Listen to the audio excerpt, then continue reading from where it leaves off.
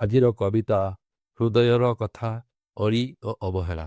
ଯେଉଁ କର୍ମ ତୁମର ଅବାଞ୍ଛିତ, ମୋ ପାଇଁ କଷ୍ଟକର, ନଥିଲା ମୋ ଅନୁମତି, ଥିଲା ଖାଲି ହୃଦୟର ଡର। ସେ କାମ ପାଇଁ ମାଗେ ମୁଁ ତୁମ ଆଗରେ ଖୁସିର ଭିକ, ତୁମର ଉତ୍ତର ଏବେ ଶୂନ୍ୟ, ସବୁ ଲାଗେ ଫିକା ଫିକ। ଅତୀତ ଇଚ୍ଛା ତୁମ ସେତେବେଳେ ଥିଲା ଜୋରଦାର, ମୋ ଦୁଃଖକୁ ତୁମେ ନ ଦେଖି ଚାଲୁଥିଲ ନିର୍ବିକାର। ମୋର ସରଳ ଅଳି ଏବେ ମୋର ସାଦା ଅଭିଳାଷ, କାହିଁକି ତୁମ ପାଇଁ ହୁଏ ଆଜି ବଡ଼ ବିରକ୍ତିର ପ୍ରକାଶ।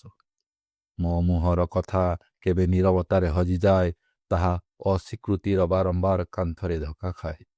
ଏବେ ମୁଁ ଚାହେଁ ତୁମଠୁ ଟିକେ ଆନ୍ତରିକ ସହଯୋଗ, ଆଜି କିନ୍ତୁ ମିଳେ ଖାଲି ବାହାନାର ଗହଳି ଯୋଗ।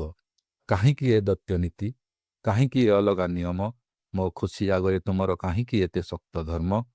ମୁଁ ବୁଝେନା ଏଇ ଖେଳ କି ବା କାରଣ ଏହାର, ମୋ ଇଚ୍ଛା ଉପେକ୍ଷାରେ ଏତେ ଖୁସି ତୁମର।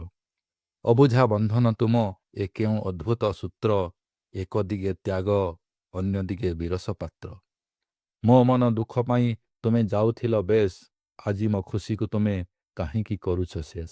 ଏ କବିତା ଖାଲି ନୁହଁ ଏକ କଳ୍ପନାର ଧାରା, ଏହା ମୋ ଭାବନାର ଏକ ସତ୍ୟରୂପ ସାରା। ଏହା ମୋ ଭାବନାର ଏକ ସତ୍ୟରୂପ ସାରା। ଧନ୍ୟବାଦ।